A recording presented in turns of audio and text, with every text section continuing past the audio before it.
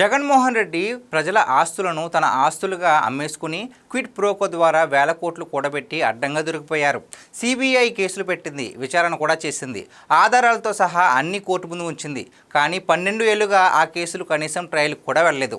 దేశంలోని అతిపెద్ద అవినీతి, విదేశీ యూనివర్సిటీల్లో కూడా పాఠ్యాంశంగా మారిన జగన్ రెడ్డి అవినీతిపై చర్యలు తీసుకోవడంలో మన వ్యవస్థలు ఫెయిల్ అయ్యాయి. 12 ఏళ్లు బెయిల్పై ఉండి ఏకంగా సీఎంగా పదవి చేపట్టి వ్యవస్థను మళ్లీ దుర్వినియోగం చేసి మళ్లీ అవినీతికి పాల్పడ్డారు. దీనికి బాధ్యత ఎవరు తీసుకుంటారు? రాజ్యాంగం ప్రకారం చట్టం, న్యాయం అందరికీ సమానం. కానీ డబ్బున్నోళ్ళకి, పలుకుబడి ఉన్న వాళ్ళకి ఇంకొంచెం ఎక్కువ సమానం అని జగన్మోహన్ రెడ్డి నిరూపించారు.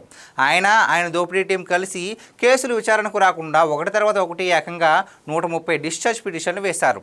వాటిపై విచారణలకే సమయం గడిచిపోతుంది. కానీ ఇప్పటి వరకు తీర్పులు రాలేదు.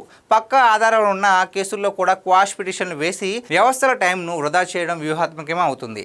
కానీ ఎవరూ దాన్ని నిరోధించలేకపోతున్నారు. జగన్మోహన్ రెడ్డి చేసే నేరాలు చిన్నవి కావు, పెద్ద మాఫియాలో ఉంటాయి.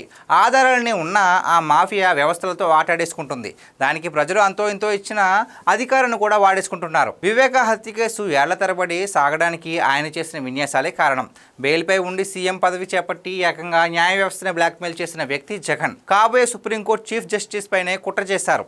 ఇలా చెప్పుకుంటూ పోతే జగన్ రెడ్డి వ్యవస్థలకు సైతం ఎంత ప్రమాదకరమో అంచనా వేయడం కూడా పెద్ద కష్టమేమీ కాదు. ఇప్పటికీ 12 ఏళ్ళు అవుతున్నా ఆయనదే పైచేయిగా ఉంటుంది, కానీ ఎవరు పట్టించుకోవడం లేదు.